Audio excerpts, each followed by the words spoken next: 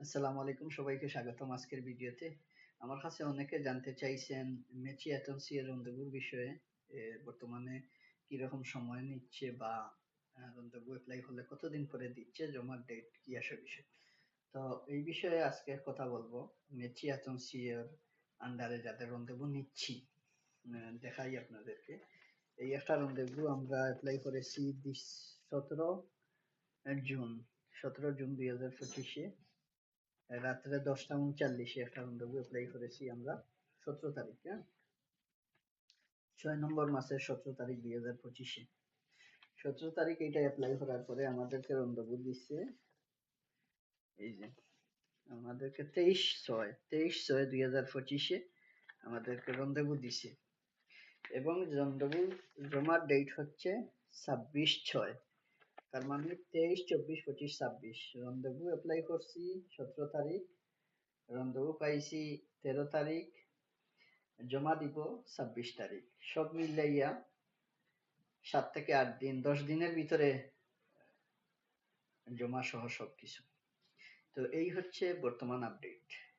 মেথিয়া আতনসিয়ার এই যে রন্ধেবুর যে বিষয়টা, এটা খুবই রাপিড।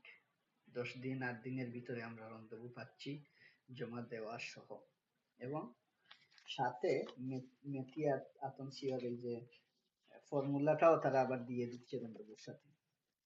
14 পেজের ফর্মুলা, এটা কিন্তু ফিল আপ করে নিয়ে যেতে হবে অব্লিগাত। অনেকে দেখছি এটা ফিল আপ করে না নিয়ে যাওয়ার কারণে প্রিফেকচার সময় দিচ্ছে যে এটা ফিল আপ করে পরে ইমেইলে পাঠিয়ে দাও। আপনারা এগুলি খেয়াল রাখবেন এবং এটা অবশ্যই ফিল আপ করে নিয়ে যেতে হবে।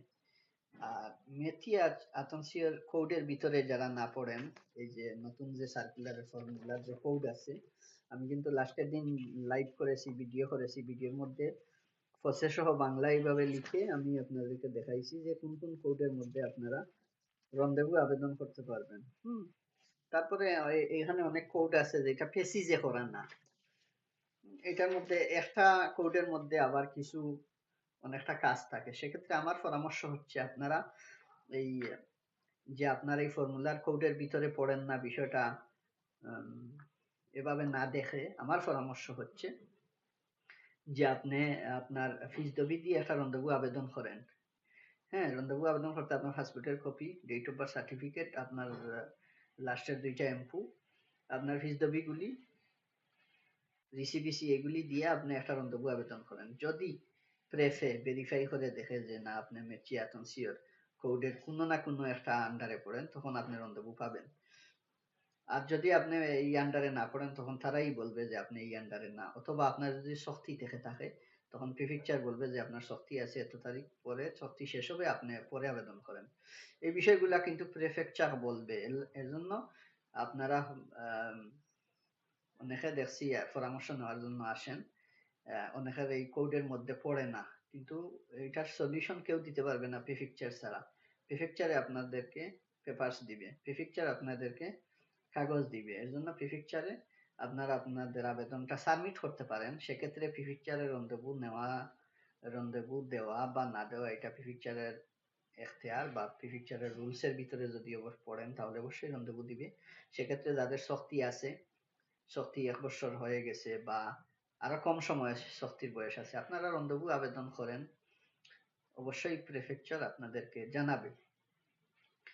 তো এটা এখন সিস্টেম খুবই ভালো। আগে হতো যে রন্ধেবু শক্তি থাকাকালীন সময় রন্ধেবু অ্যাপ্লাই করলে প্রিফেকচারে যাওয়ার পরে দেখা যাচ্ছে ফাইল জমা নিচ্ছে না, বা ফাইল কোনো সময় জমা নিয়ে নিলে পরে আবার রিজেক্ট করতেছে। কিন্তু এখন তো এই সিস্টেম নাই।